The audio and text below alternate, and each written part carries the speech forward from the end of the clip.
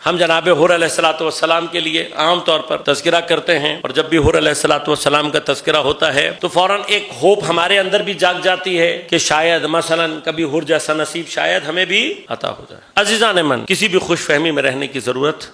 نہیں۔ کتنے بڑے لشکر میں سے کتنے حر نکل کر آئے، تو تھوڑی سی بھی پروبیبلٹی اگر ذہن میں رہے تو اتنا بڑا تکا لگنے کے لیے بہت ہی اچھے نصیب کی ضرورت ہے۔ اگر یہ تکے پہ چلتا ہے معاملہ، اگر یہ ایکسیڈنٹل امور ہیں تو پھر آپ کو بہت بڑا ایکسیڈنٹ درکار ہے، اور میرے حساب سے یہ دوسرا بگ بینگ ہی ہو سکتا ہے کہ جو پیش آیا۔ کیوں؟ اس لیے کہ یاد رکھیے گا، حضرت حر یا کوئی بھی شخص جو کربلا میں امام حسین تک پہنچا ہے، کوئی ایک فرد بھی کربلا میں ایکسیڈنٹلی نہیں پہنچا۔ کربلا میں جو بھی پہنچا ہے وہ اپنے پورے شعور اور بصیرت کے ساتھ امام حسین کے ساتھ آ کر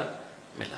لہذا اسی کیفیت شعور اور بصیرت اور ادراک کو دنیا میں تا قیام قیامت رقم کرنے کے لیے پہلا کام سید الشہداء نے یہ کیا کہ شب عاشور اپنے سارے اصحاب کو جمع کیا، اور جمع کرنے کے بعد یہ کہا میں تم سب پر سے اپنی بیعت کو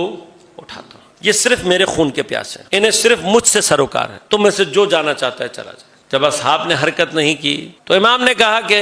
اگر تمہیں اس بات کا خیال ہے یا تمہیں یہ فکر ہے کہ جب تم جاؤ گے تو لوگ تمہیں تانا دیں گے، تو میرے ایک ایک بچے کا ہاتھ پکڑ کر لے جاؤ، تاکہ اگر کوئی پوچھے تو تم کہہ سکو کہ میں اس بچے کی حفاظت کے لیے مثلا، یا مجھے خود امام نے اس کی حفاظت کے لیے بھیجا۔ اس کے باوجود بھی جب لوگ نہیں ہلے تو اب آخری منزل کیا تھی کہ شاید رو در رو امام کے سامنے شرم آ رہی ہو کسی کو، لہذا امام نے چراغ کی لو بجھا دی، اندھیرا کر دیا چراغ۔ خدا جانے، میں نے واقعا کبھی انسان غور کرے کہ چراغ بجھا کر حسین شعور اور ادراک کے کون سے دیے روشن کر رہے ہیں۔